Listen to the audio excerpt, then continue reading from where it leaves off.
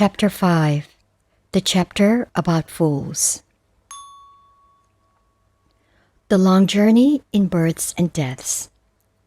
King Pasenadi was overcome with desire for another man's wife and sought to have him killed. During the night, he woke to the sound of 4 people screaming. The Buddha explained they were adulterers in their previous lives and did no good deeds. And then he spoke this verse. 60. Long is the night for one awake.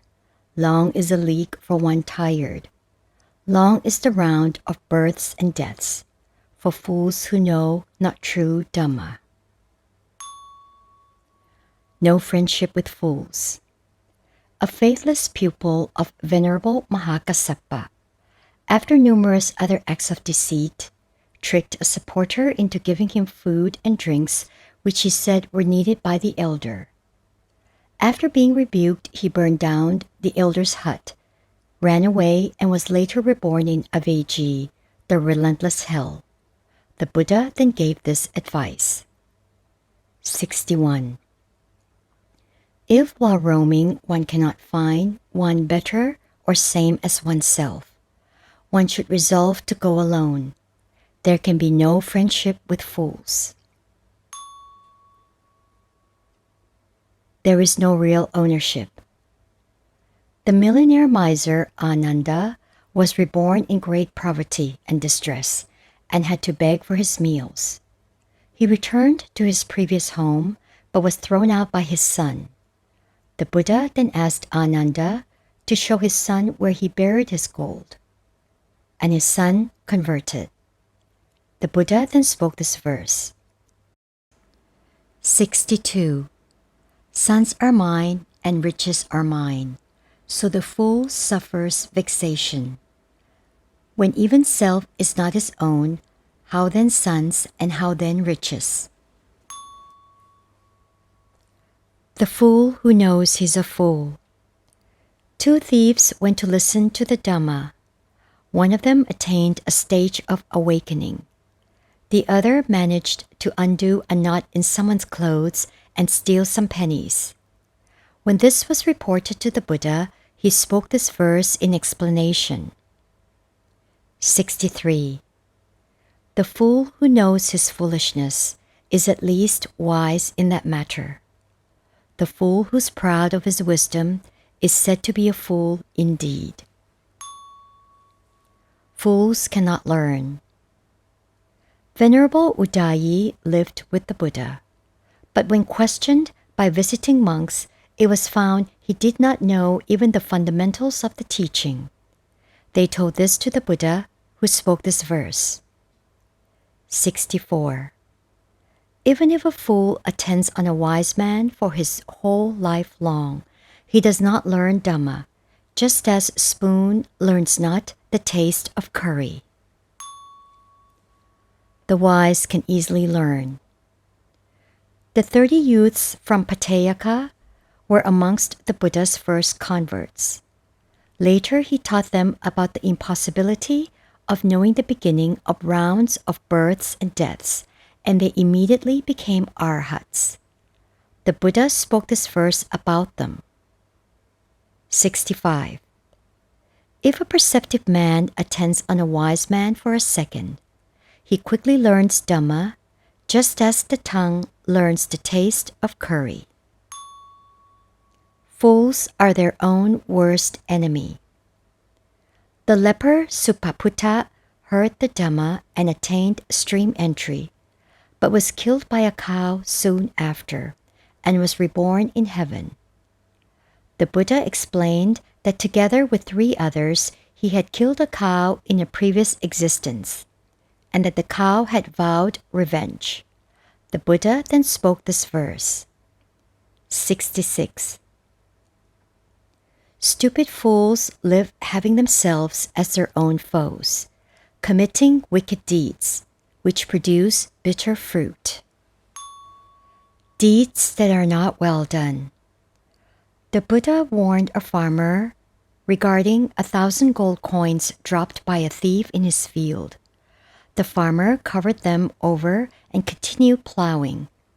Some people investigating the robbery traced the thieves to his field and uncovered the coins, and he was arrested. The Buddha affirmed the farmer's innocence and spoke this verse. 67. That deed is not at all well done, which, having done, one has regret, for which he has tears on his face, as the result follows him round. Deeds that are well done. The flower seller Sumana delivered flowers to the king each day. But one day when he saw the Buddha, he sprinkled flowers over him, and they remained in the air around the Buddha, and the whole city came out to see the spectacle.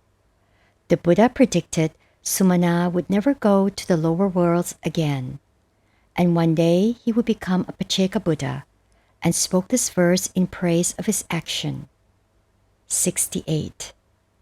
But that deed is truly well done, which, having done, one has no regret, about which he is pleased and happy, as the result follows him round. The ripening of wickedness.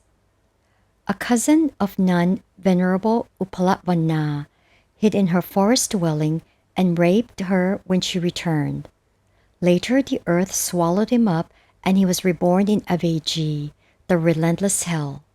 The Buddha then gave this teaching. 69. The fool thinks it sweet, as long as the wicked deed does not ripen. But when the wicked deed ripens, the fool undergoes suffering. Asceticism is useless without Dhamma. For many years, the naked ascetic Jambuka ate excrement and slept on the floor, yet convinced his devotees that he only ate food from a grass tip and never slept, until the Buddha confronted him with his deceit. Jambuka repented, ordained, and soon became an arhat. The Buddha spoke this verse to Jambuka's devotees. 70. From month to month the fool may eat food with tip of kusa grass, but is not worth a 16th part of those who have mastered Dhamma. Deeds do not ripen at once.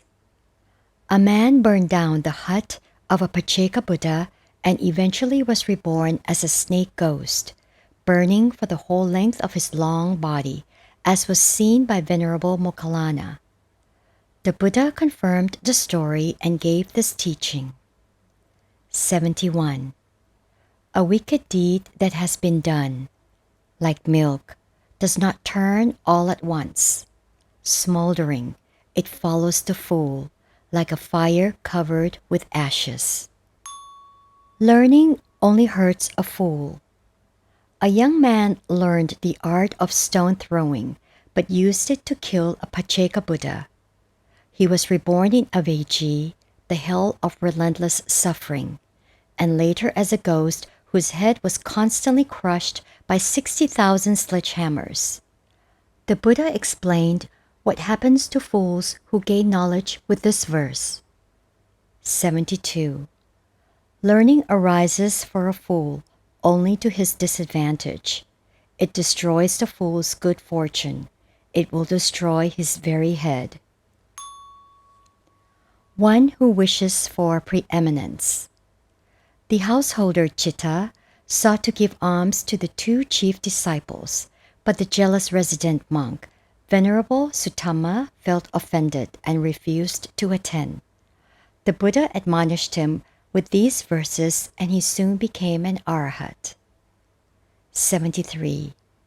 He may wish for respect he lacks, and status amongst monastics, control in living quarters, worship amongst good families. 74. Householders and renunciants should both think, this was done by me. Let them all be under my sway, in all to be done and not done. So does the fool think. Meanwhile, his desires and conceit increase. One should not delight in honor or gain. The 7-year-old boy Tissa, ordained under Venerable Sariputta, and later, spurning gains and the attentions of his relatives, retired into solitude and quickly became an arhat. The Buddha spoke this verse about him. 75. For the means to gains is one thing, the way to Nibbana another. Thus knowing this, the disciple of the Buddha should not delight in honors, but practice alone.